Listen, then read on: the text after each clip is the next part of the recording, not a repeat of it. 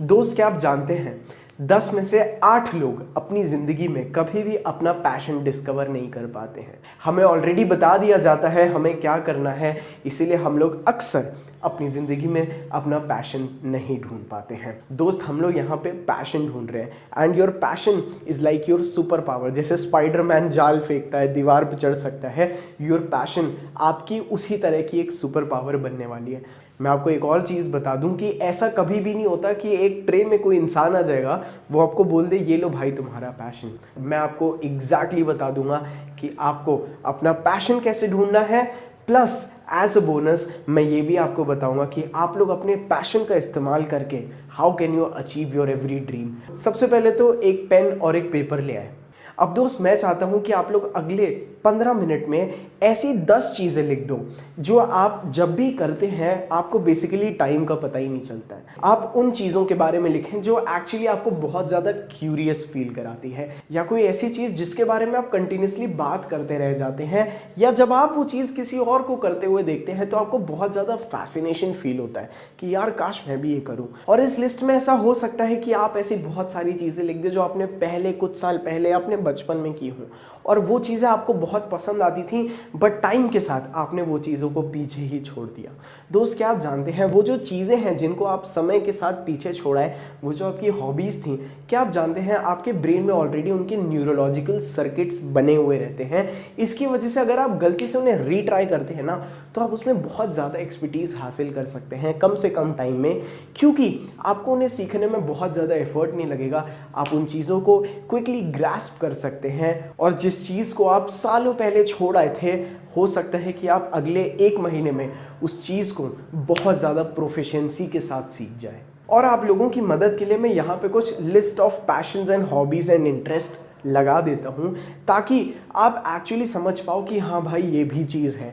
तो इस वीडियो को आप पॉज कर सकते हैं, इस चीज़ का आप स्क्रीनशॉट ले सकते हैं और फिर एक बहुत सुंदर लिस्ट प्रिपेयर करिए। जब आपने इन 20-25 चीज़ों की लिस्ट बना ली, और हाँ मैं उम्मीद करता हूँ आपने अपने आप को होल्ड बैक नहीं किया होगा, आपने अपने आप को जकड़ा नहीं होगा कि मैं ये नहीं कर सकता हूँ। दोस्त, मैं चाहता हूँ आप सब लिख डालें, ओके।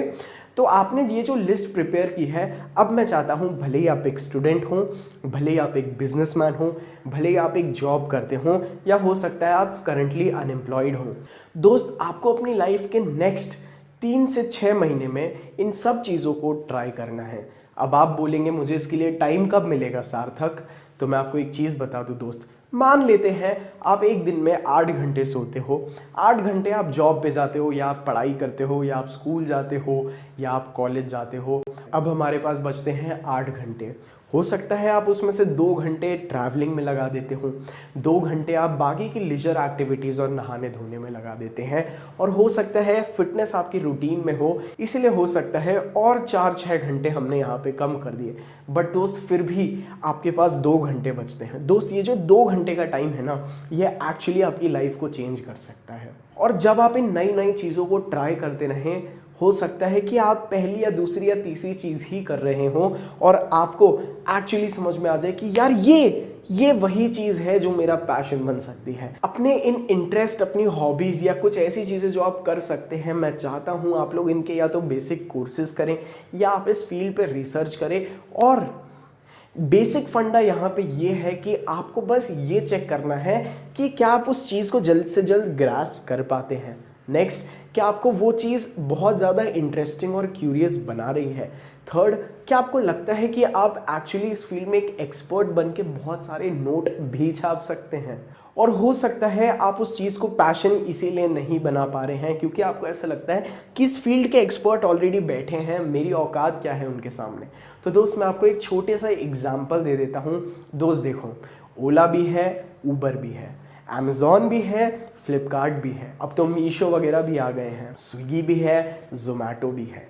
तो दोस्त, किसी एक प्रॉब्लम को सॉल्व करने के कम से कम 50 तरीके होते हैं और वो 50वां तरीका आपको तब मिलेगा जब आप उस फील्ड की डेप्थ में जाएंगे। जब आप अंदर पहुंच के चीज़ों को ध्यान से ऑब्जर्व करते हैं तो आपको पता चलता है कि यार इसकी फील्ड और मेरी फील्ड है तो ऊपर से सेम, बट अंदर से हम लोगों के काम बहुत ज़्यादा डिफरेंट है। आपको डरना नहीं है कि अगर मैं ये नहीं कर पाया तो। दोस्त, फियर ऑफ फेलियर एक ऐसी चीज़ है जो आपको आपके पैशन ढूंढने की जर्नी में आप कई बार विटनेस करेंगे, बट अगर आपने अपने फियर ऑफ फेलियर या सबके सामने फेल होने से जो डर है उस पर अगर आपने विजय पा ली और आप अपने आप को फेल होने का मल्टीपल टाइम्स मौका दोगे ना, तो पैशन ढूंढना आपके लिए चुटकियों का खेल हो जाता है। तो दोस्त, जिस भी इंटरेस्ट में आपके, जिस भी आपकी हॉबी में आपको पैशन, प्रोफिशिएंसी और पैसा मिल जाए, आप उस चीज़ को अपना पैशन बना के, मैं चाहता हूँ अपनी लाइफ के नेक्स्ट 1 या 2 साल उसको कंटिन्यूसली सीखें।